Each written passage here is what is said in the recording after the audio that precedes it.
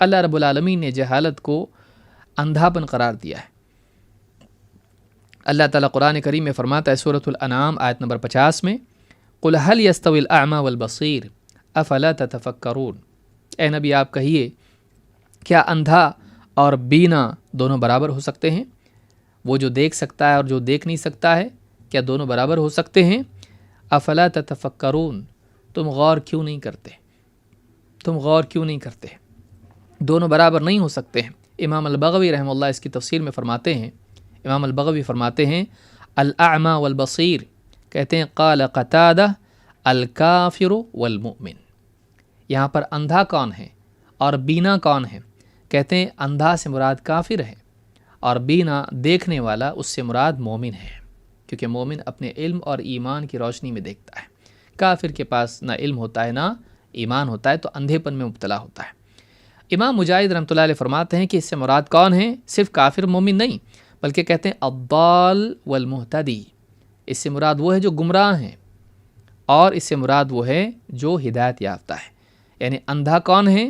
گمراہ، چاہے گمراہی اسے کفر تک لے جائے یا پھر کفر تک نہیں گیا لیکن پھر بھی گمراہ ہے، تو ایسا آدمی سے مراد ہے کہ وہ اندھا ہے۔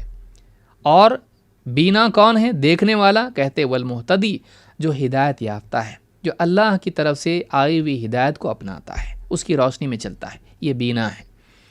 اسی طرح سے امام البغوی رحمۃ اللہ علیہ فرماتے ہیں وقیل الجاہل والعالم، کہتے اندھا اور بینا سے مراد جاہل اور عالم بھی کہا گیا ہے۔ ایک معنی علماء نے یہ بھی ذکر کیے ہیں کہ جاہل اندھا ہے اور علم والا بینا ہے۔ تو یہ جو تین باتیں ہیں تفسیر بغوی میں انہوں نے یہ بات کہی ہے، تو معلوم ہے کہ دیکھیے آپ اس کو یعنی ایک کے بعد ایک دوسری چیز کو دیکھیں گے کہ ایک وہ ہے بنیاد شروع کہاں سے ہوئی، اندھاپن کہاں سے شروع ہوتا ہے؟ جہالت۔ جہالت گناہوں تک لے جاتی ہے، گناہ میں بڑھتے بڑھتے بڑھتے بعض اوقات آدمی کفر تک بھی چلا جاتا ہے۔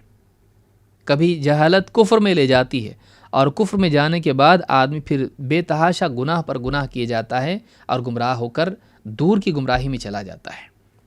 تو گمراہی اور کفر اس کی بنیاد کیا ہے؟ جہالت۔ تو ایسا آدمی جو جاہل ہے، ایسا آدمی گناہوں میں اور کفر میں واقع ہوتا ہے۔ اللہ تعالیٰ قرآن کریم میں دوسرے مقام پر فرماتا ہے قُلْ هَلْ يَسْتَوِي الَّذِينَ يَعْلَمُونَ وَالَّذِينَ لَا يَعْلَمُونَ، اے نبی آپ فرمائیے کیا وہ لوگ جو جانتے ہیں اور وہ جو نہیں جانتے کیا برابر ہو سکتے ہیں؟ دونوں برابر نہیں ہو سکتے ہیں۔ انما یتذکر اولو الالباب، واقعی نصیحت تو وہی لوگ مانتے ہیں جو عقل مند ہیں۔ تو اس آیت سے بات معلوم ہوئی کہ اللہ کے نزدیک علم والا اور جس کے پاس علم نہیں ہے، یا جاہل اور عالم، دونوں برابر نہیں ہیں، دونوں برابر نہیں ہیں، نہ اپنے حال کے اعتبار سے نہ اپنے معال کے اعتبار سے۔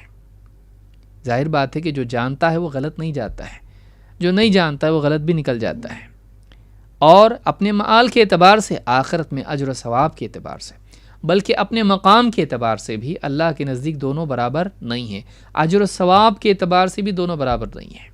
تو یہاں پر یہ بات معلوم ہوئی کہ دونوں میں برابری نہیں ہے، جاہل اور عالم، علم والا اور بے علم دونوں برابر نہیں ہو سکتے ہیں۔ اور یہاں کہا کہ انما یتذکر اولو الالباب، نصیحت تو وہی مانتے ہیں جو عقل والے ہیں۔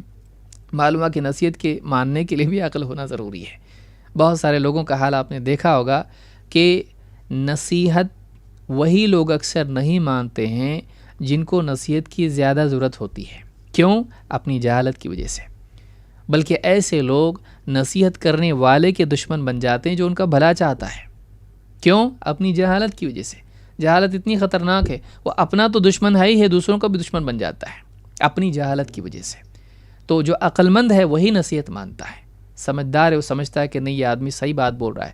اس کی بات میں غور کرنے کے لیے بھی انسان کے پاس کچھ علم ہونا چاہیے، کچھ عقل ہونا چاہیے۔ تو یہاں پر سورہ زمر میں آیت نمبر 9 میں اللہ نے بتایا علم والے اور بے علم برابر نہیں ہو سکتے ہیں۔